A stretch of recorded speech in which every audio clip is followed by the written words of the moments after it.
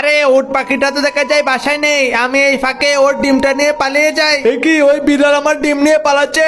ওই বিড়াল দাঁড়া, আমার ডিমটাকে দিয়ে যা। হ্যাঁ হ্যাঁ, এবার আমি উট পাখির ডিমটাকে ফ্রাই করে খেয়ে ফেলবো। আরে কি, ডিম থেকে তো উট পাখির বাচ্চা বের হয়ে আসলো। ওরে বদমাইশ বিড়াল, তুই আমার ডিমটাকে ভেঙে ফেললি কেন রে? দাঁড়া, আজকে আমি তোকে শেষ করে দেবো।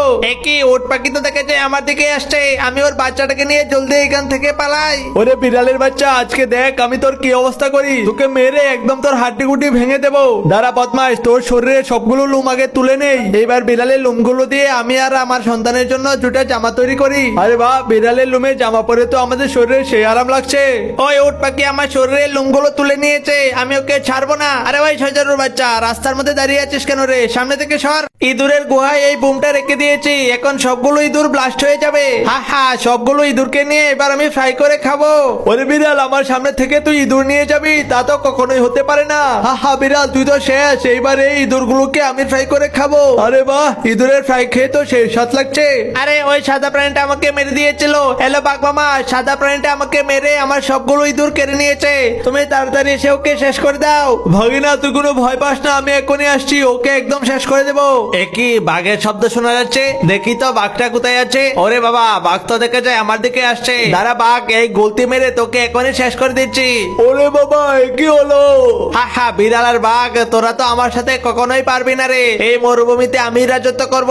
বাঘ মামা, ওই সাদা প্রাণীটার সাথে তো আমরা দুজন মিলে পারলাম না, চলো আমরা বাড়ি ফিরে যাই, আমরা আরো শক্তিশালী হয়ে ফিরে এসে ওই প্রাণীটাকে একদম শেষ করে দেবো। বন্ধুরা, পরের পার্ট দেখতে চলে লাইক সাবস্ক্রাইব করে রাখো। মিষ্টি আলুর গাছে বেশি করে পানি দেই, তাহলে এই গাছে বড় বড় আলু হবে। হ্যাঁ হ্যাঁ মন্টু, তোমার গাছে সব আলু তো আমি খেয়ে ফেলবো। এইবার আলু আর বাদাম গাছের মধ্যেও আমি পানি দিয়ে দেই, তাহলে এই ফলনগুলো ভালো হবে। দাও মন্টু, বেশি করে পানি দাও। আর এদিকে আমি তোমার বাগানের সবগুলো ফল খেয়ে ফেলছি।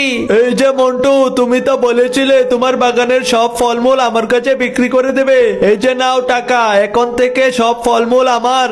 আচ্ছা দাদু, ঠিক আছে, আপনার যখন মন চায় তখন বাগান থেকে ফল নিয়ে চলে যাবেন। গাছগুলো উঠিয়ে দেখি তো গাছের মধ্যে কেমন ফলন ধরলো। আরে মন্টু, তোমার এই গাছগুলোর মধ্যে তো কোনো ফলই নেই, তুমি আমার সাথে প্রতারণা করেছো কেন? আরে দাদু, আমি কোনো প্রতারণা করিনি, এমনটা কেন হলো আমি তো বুঝতেই পারছি না। দাঁড়ান, আমি মাটি করে দেখছি আমার ফসলের জমির নিচে কি রয়েছে।